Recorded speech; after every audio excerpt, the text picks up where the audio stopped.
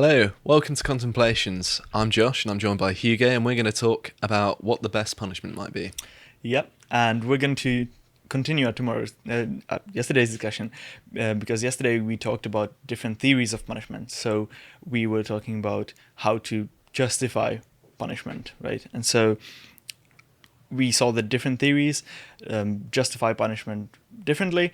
Some say that you need to punish people to get them not to do that anymore and to get other people not to do bad things anymore. And some other theories might say that you need to punish them because they deserve it. They did something wrong. They deserve something wrong happening to them. And so today we're just going to be focusing on different methods that people can be punished and which are better and which are worse, because that's an important factor in it as well. And the discussion kind of flows into it because some of the theories imply that some of the methods of punishing people are better and some of them are worse. And so we're going to go into that. And so we're going to be focusing on criminal justice and not kind of civil stuff, not something that's just solved by, that's just about like contracts and not enforcement of contracts. If one side doesn't do what they're supposed to do, then they need to kind of make it up. We're not going to be talking about that. We're going to be focusing on criminal justice because it's something that's usually seen as more serious and usually is more serious, something that you did seriously wrong, not just petty squabbles, right? And so first I wanted to point out something that is specific to criminal justice that you hinted at yesterday, but that is, I think, very important and quite central to what we're talking about, is that criminal justice is based on that weird concept that there's two sides of law, right? Public law and private law. And what private law is that governs relationship between individuals, right? And that's mediated often by the state, often not, but it's contract law, right? And then you have the sphere of public law, which governs your relationship between you and the state. And so criminal law is part of that public law, which is something that I find really weird because it's based on the concept that you hurt society and not individuals. And what really is society? Like you can't. It's hard to define, and it's hard to say that there is some entity that is harmed by you harming a specific person, right? If that entity has almost nothing to do with it. But this is basically this view of having criminal law under that public law, just under that umbrella which governs the relationship between you and the state. It just says that your victim is not the real victim. The real victim is actually society, and the actual victim is just go on the side somewhere. You know? Is it not just based on a practical implication that more often than not, it's the state that is the neutral arbiter in a dispute between two citizens? But that's not how it is. That's the point. Because in a criminal case, the two sides aren't the victim and the perpetrator. It's the state and the perpetrator, or the alleged perpetrator. That the victim is on the side because you've got the state prosecutor that is the one side of that conflict. And that's why this is so weird, right? Because it's not a case between those two people, between the victim and the perpetrator. It's the case between the prosecutor and the perpetrator. I mean, I don't know very much about this. So this view says that, as I said, your victim is not the real victim, that the real victim is actually society. And then because states in the current environment kind of pretend to be the chief representatives of society, then the victim is actually the state, right? Is that explicit or is that just implied in how it's structured?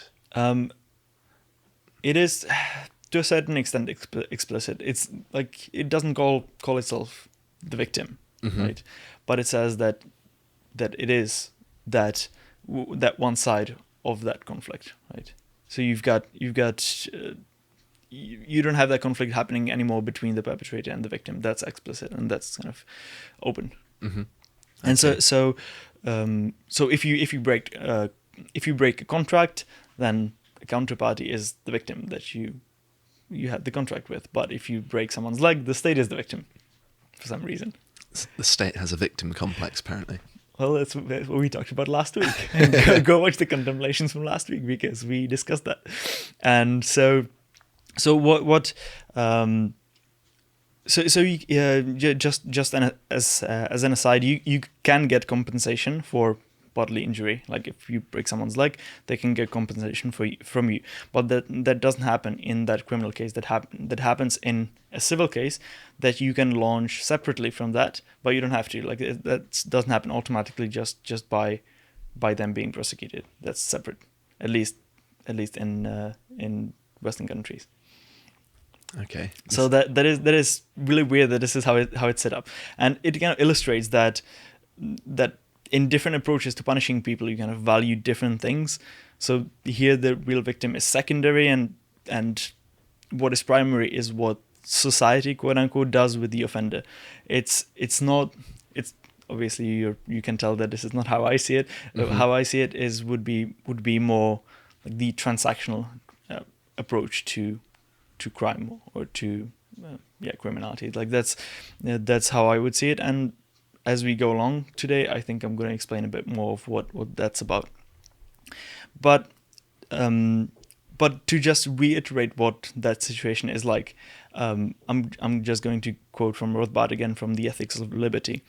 Quote, "What happens nowadays is the following absurdity. A steals $15,000 from B. The government tracks down, tries, and convicts A, all at the expense of B, as one of the numerous taxpayers victimized in this process. Then the government, instead of forcing A to repay B or to work at forced labor until the debt is paid, forces B, the victim, to pay taxes to support the criminal in prison for 10 or 20 years' time. Where in the world is the justice here? The victim not only loses his money, but pays more money besides for the dubious thrill of catching, convicting, and then supporting the criminal. And the criminal is still enslaved, but not to the good purpose of recompensating the victim." And so that's this kind of absurd scenario, or not scenario. That's the situation that we're in. Like this is how criminal justice works right now, right? So you have one party that is the victim that just gets mostly ignored, and then you just have the beef between the state and the perpetrator, and then the victim, along with a lot of other people that are not involved in it, and pay for housing for that perpetrator to be kept somewhere. And so the victim is not provided any compensation mm-hmm. if they don't launch a separate kind of process.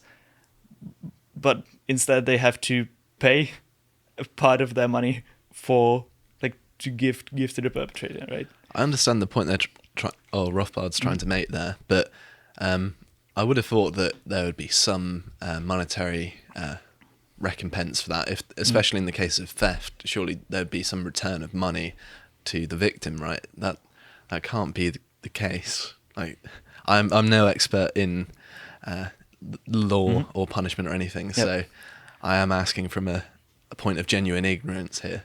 So I think damages like that or compensation can be awarded, but it's usually not. It's just whether that guy goes to prison or not, and then you have that separate process that in a civil court, not in criminal court, that can result and will result then in damages being paid. But the point being made by Rothbard there is that is a form of punishment in and of itself for the victim in having to pay for the imprisonment of the criminal. Yes, exactly. Like that's one of the points that he was making, and maybe the most important. Yeah, I like that. That's what you intuitively touched upon yesterday as well, because that's kind of the glaring thing that's really weird about it. Yeah. And so I think that when we're rating different methods of punishment, we kind of move past this kind of problem. I just wanted to lay out this in the beginning because this is really absurd, in my opinion, an absurd way of how criminal law operates at the moment. And so we've got two axes on which we can rate different methods of punishing people, and I think those might be good criteria to rank them or to rate them, because it doesn't make it too difficult, and we can do it quite quickly and quite nicely. And I think it's going to be a good discussion. So those two axes are going to be morality and utility. And morality, it just means, is it just to do that thing that you're going to do to the perpetrator? Is it a good thing to do? Is it ethical? And utility just means, is it practical to do it? And then I divide that utility criterion into two separate sub-criteria, which are whether it's the criterion of convenience, whether it's convenient, and of the risks, what are the risks tied to it. And so we can get on with the actual rating of the punishment methods. Sure. So let's take the one that is most widely used today, which is imprisonment. So is it moral? I would say that incarceration itself, that depends, right? Because you've got that axis of what prisons can look like. On the one hand, you can have something like Alcatraz, and on the other, you can have like almost hotels that are quite nice and enjoyable, right? Yeah, I've seen some of the Scandinavian prisons, and they look really nice. I mean, I wouldn't mind living there. Like, they even have their own island and go for walks and stuff like that. I'm just like, wow, being in prison there, that's great. Exactly. And so then when you're talking about proportionality, then you need to, like, you obviously need to ask what did they do, and then you need to look at what the circumstances of that incarceration are, whether it's something that looks about right or not. Like, fine, it might be moral, might be something that you want or not. I don't know. Like, it really depends on what it's like. I think sorry to cut you off there. Of course, there is this kind of shared aspect of restricting your movement, restricting your liberty, but it's also like different. You can be in a small cell where you can't move very much, or you can have a tennis court. Like. I think imprisonment makes the most sense when the person is too dangerous to have in amongst wider society. If they are violent in particular, I think it makes sense to remove them from wider society, because it prevents the risk of them reoffending, and you get the case of perhaps someone who is like a serial killer. You don't really want them out and about, and it makes sense to keep them separate from wider society, because there's the understanding, at least in the psychological sphere, that these people can't really be rehabilitated, and you can't ever get them back to being a normal, functional member of society once they've kind of crossed into that territory. I've actually got that written down as one of the advantages, kind of the moral side of it. Just that this is moral good to prevent them from being predatory again, by just isolating them.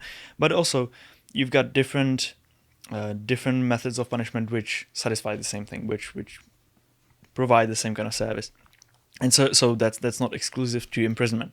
But then that financing thing that we talked about a minute ago, that factors into the morality of the whole thing, because under the current system, the victim, along with other people who have nothing to do with it, pay for the incarceration, which is just ludicrous, right? Could you not have a system where the criminal also has to pay for like their board, like it's almost like a hotel? Exactly, and we're gonna get to that under the heading forced labor. So that sounds really ominous. Okay. And so, is imprisonment practical? Right? Convenience. It's quite convenient, easy to manage. It's expensive, quite expensive, very expensive in some cases, but it's easy to manage, right?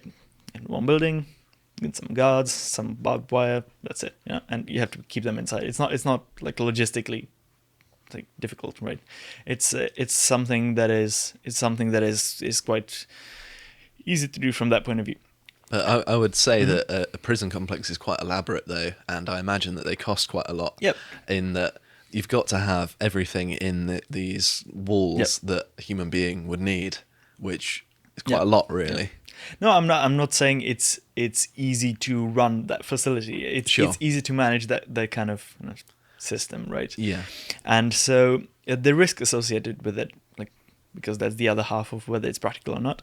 Someone can be wrongfully imprisoned, and then they can get compensation for it. So those risks are kind of mitigated by that. But then one risk that is real, I think, is that it's easy to start incarcerating for minor stuff just because it's convenient. You can produce an injustice just by starting to say, okay, I'm gonna lock up everyone who did something really minor, something not too wrong. Jaywalking.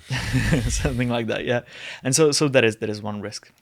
So that's kind of the overall picture that I have of incarceration. So let's move on to ostracism.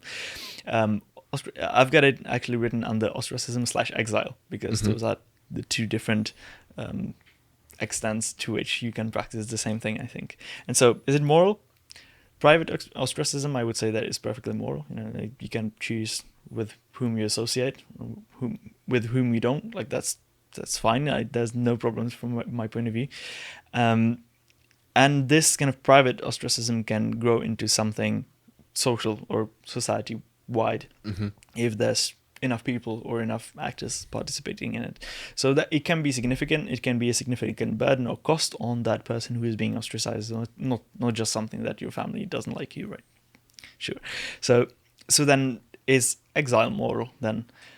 Well, based on the severity, right? So you can't say that it's moral or it's not. Like, it depends for what. So it used to be in history used as the second worst punishment after the death penalty. I know that they tried to exile Socrates, and he actually said, "Oh well, I'd rather be killed." And that's why he drank hemlock rather than go into exile. I mean, he was a bit of an extremist in that, Yeah.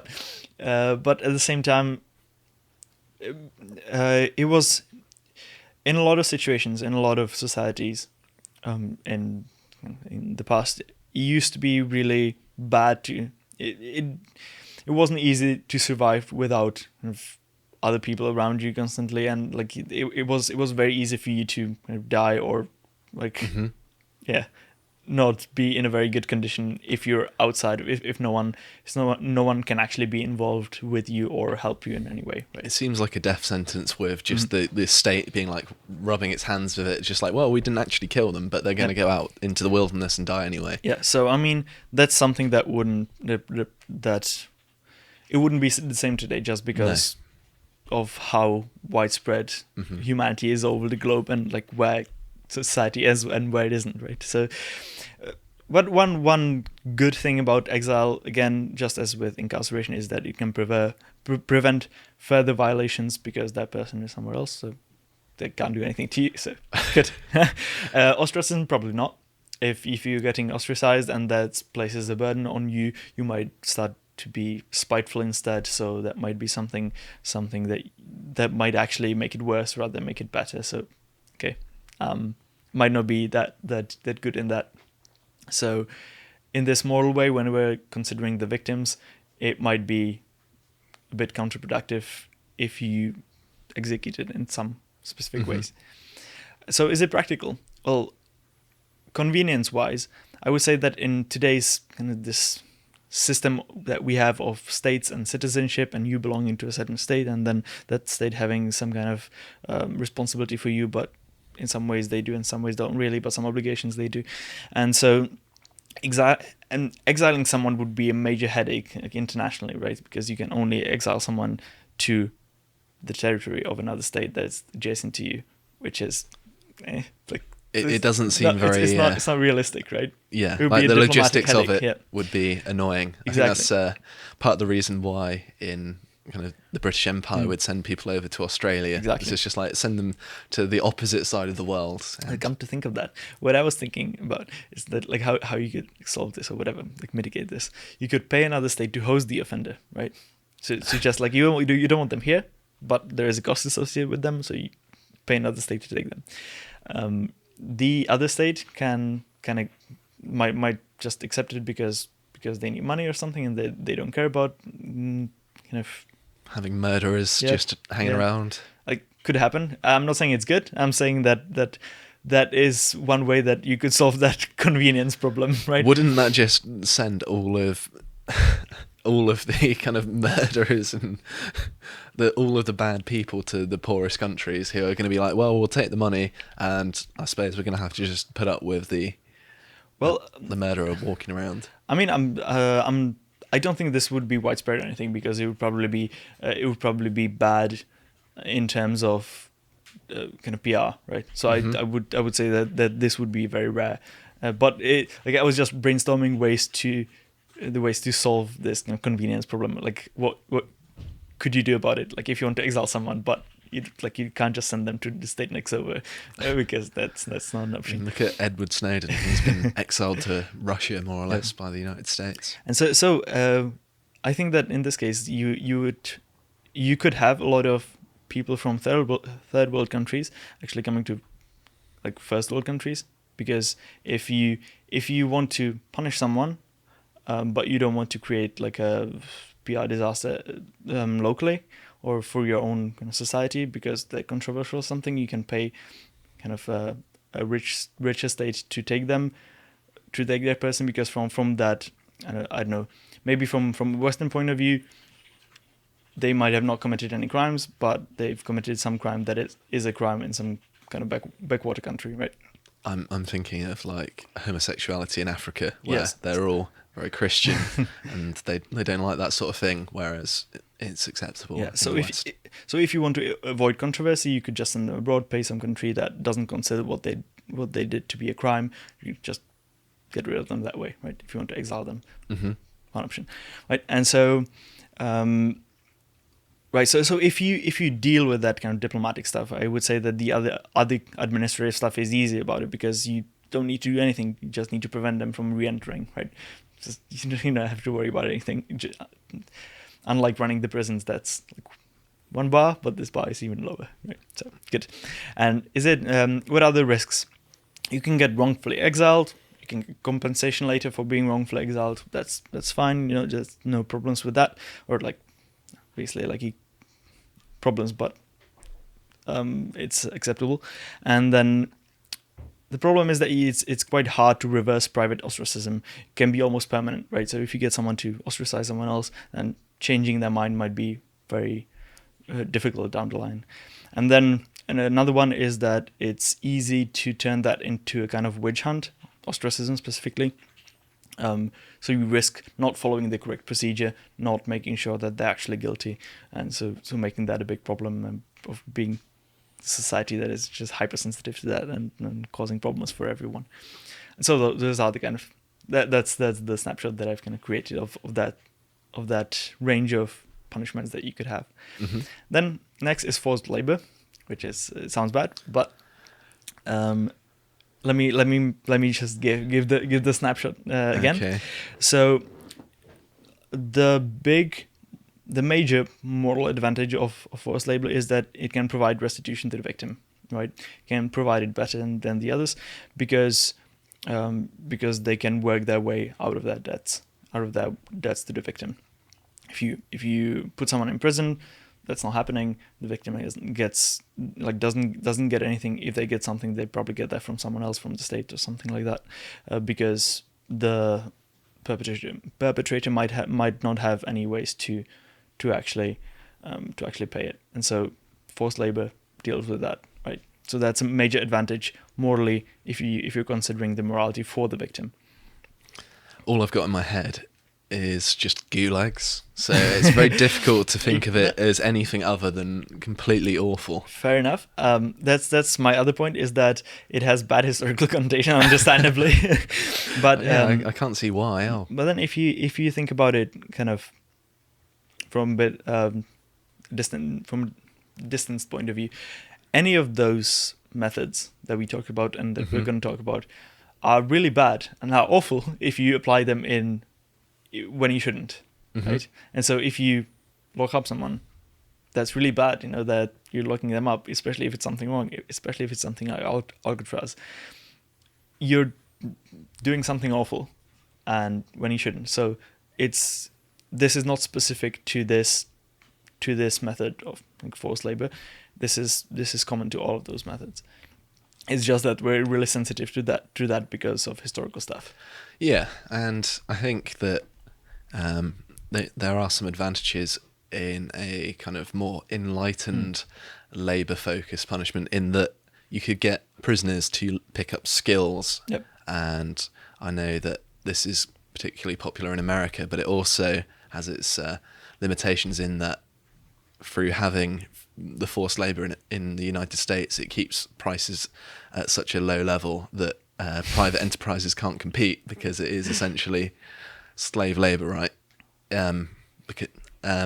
But then on the other hand, if you've got criminals who are resorting to crime out of necessity and then saying, okay, we're going to teach you how to make chairs and teach you how to be a carpenter, then they're going to have some kind of profession in which they, upon leaving this punishment, can then fall back on rather than resorting to crime. So in some circumstances it might make sense, but then in others it seems like it's counterproductive, particularly for private enterprise, and particularly when the forced labour is extreme, like it was in the USSR, where just as you can have very different circumstances of imprisonment, you can have very different circumstances of forced labour.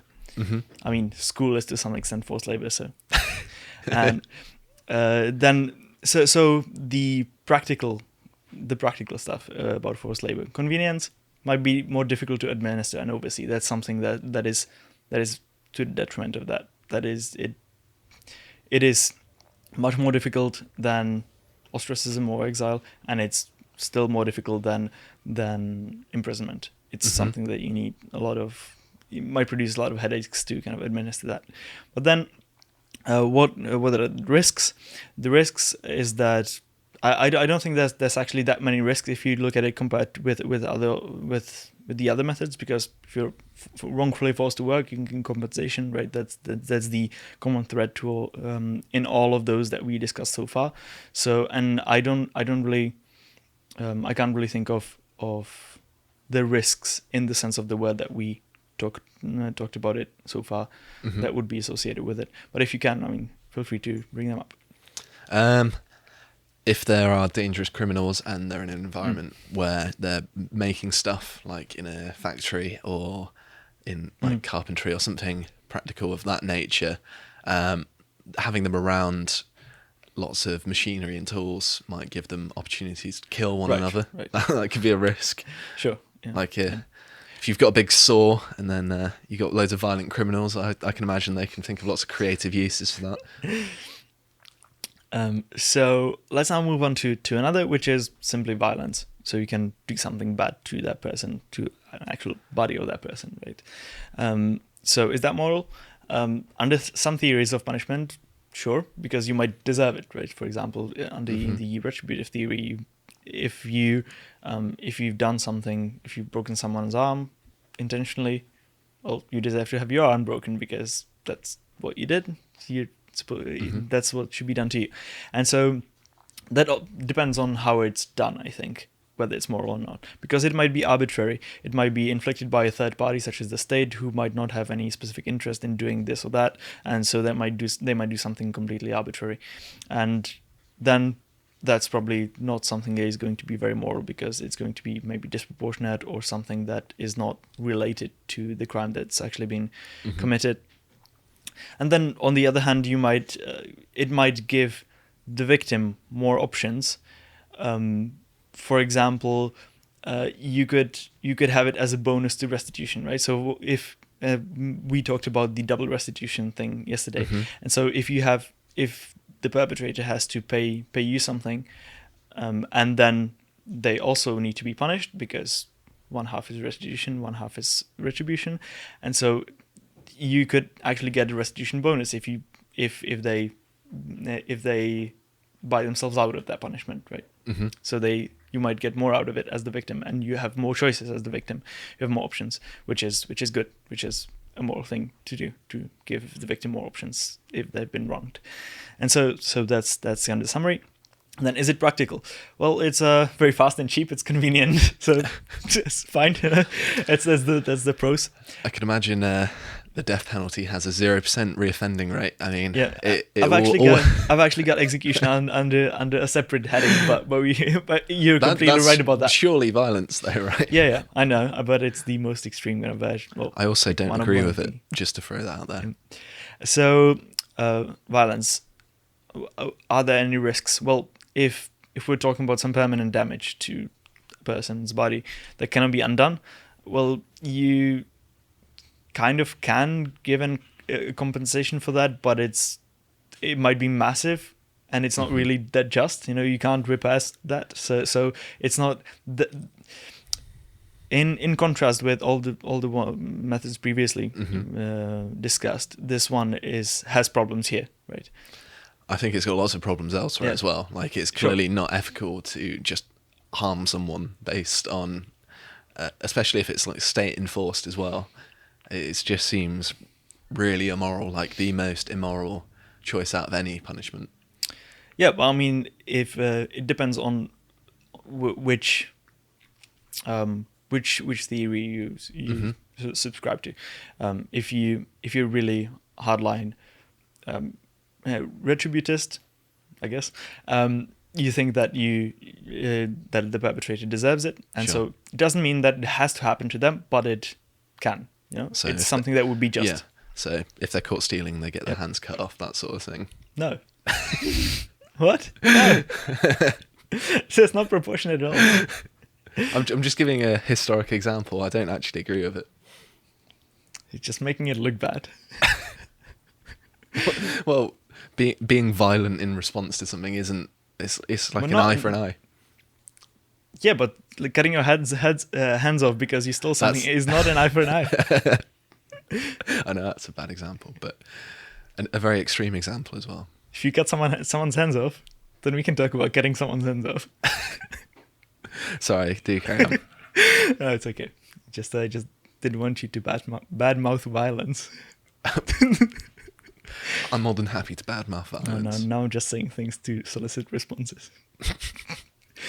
Okay, let's get on to the last one, which is execution, which I already mentioned a little bit.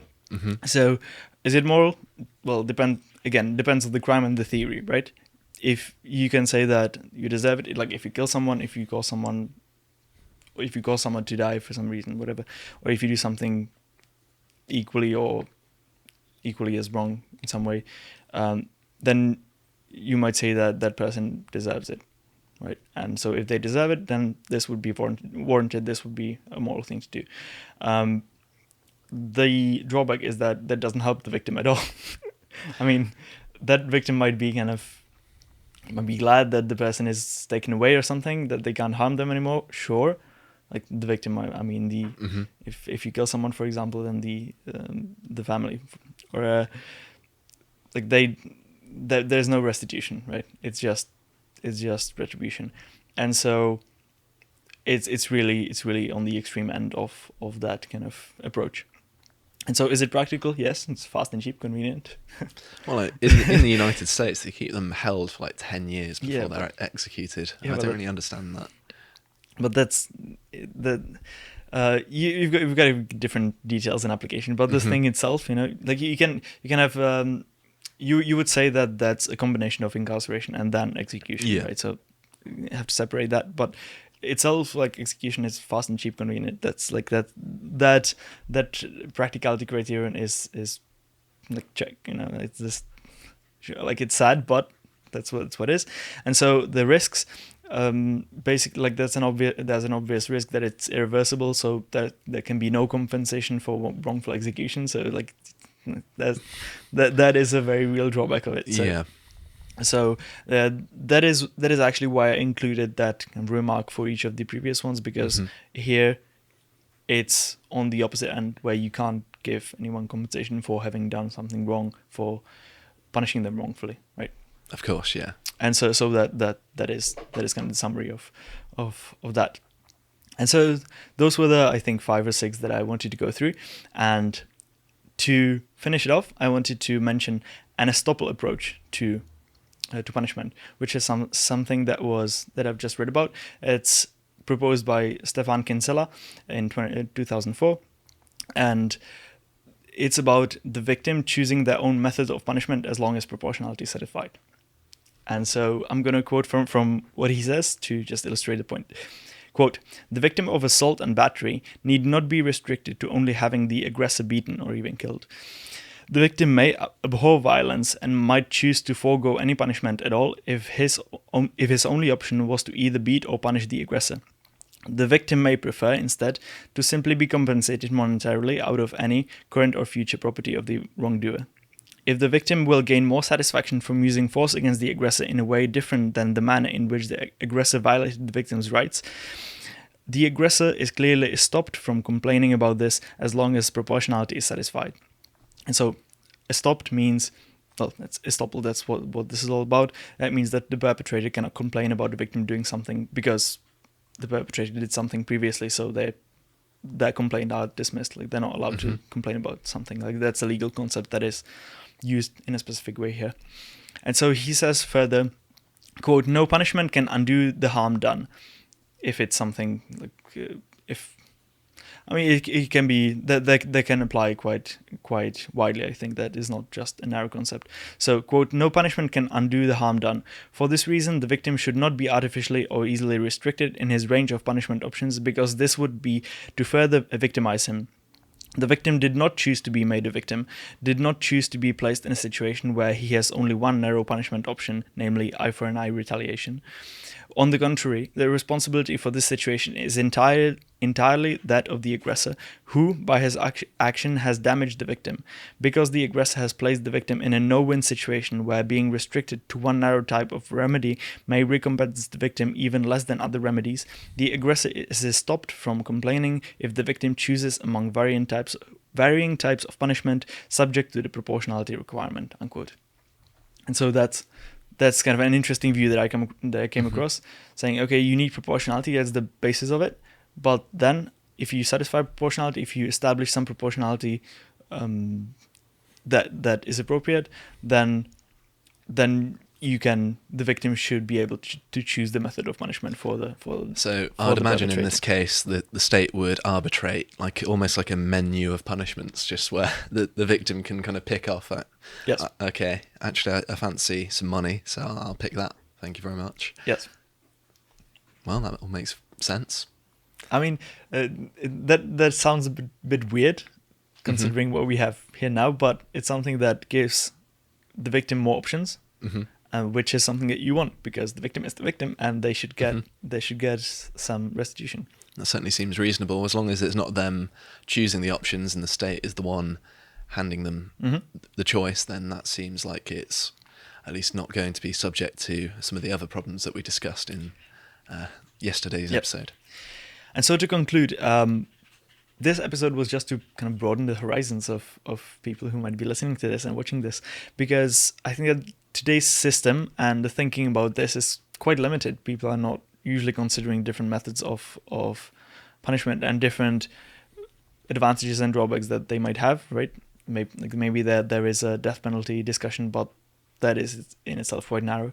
And so in some ways, the system today, as we illustrated in the example in the beginning, is quite barbaric. It's awful in how victims are treated because they're left out of the discussion. And so bringing them back in might be a good thing. I think that's a quite easy argument to make.